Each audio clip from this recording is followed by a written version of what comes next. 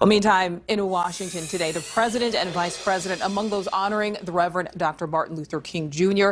as Democrats continue their federal voting rights push, even in the face of stiff opposition. Washington correspondent Evan Lambert is live for us. So, Evan, President Biden invoking MLK when speaking today on that voting rights reform.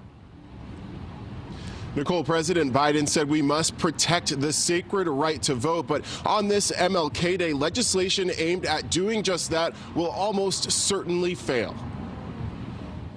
On what would have been Reverend Martin Luther King Jr.'s 93rd birthday, his own words, calling voting rights one of the highest mandates of our democratic tradition, are urgently on the minds of his family and Democratic lawmakers.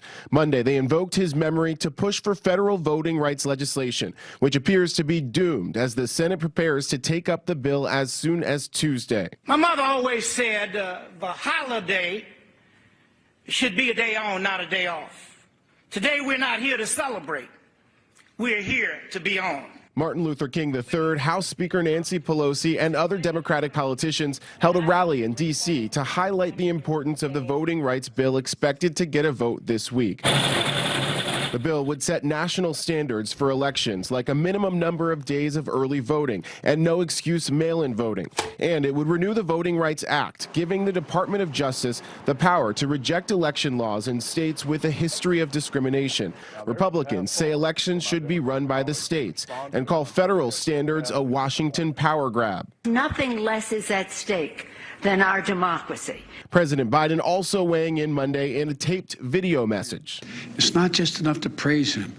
We must commit to his unfinished work, to deliver jobs and justice, to protect the sacred right to vote, the right from which all other rights flow. But without the support of moderate Democratic Senators Kyrsten Sinema and Joe Manchin, Democrats won't be able to overcome the filibuster and overwhelming opposition to the voting rights bill among Republicans in the Senate.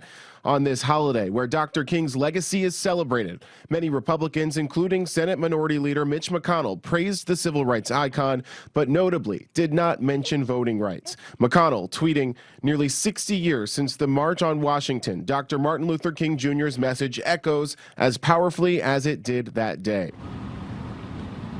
And the Senate changed its plans for a recess. They will be back tomorrow to take up this bill with a vote as early as Wednesday. Nichole? All right, Evan, thank you for that. Thank you so much for watching. Make sure to click on the red subscribe button below so you can get more of NewsNation's fact-driven, unbiased coverage.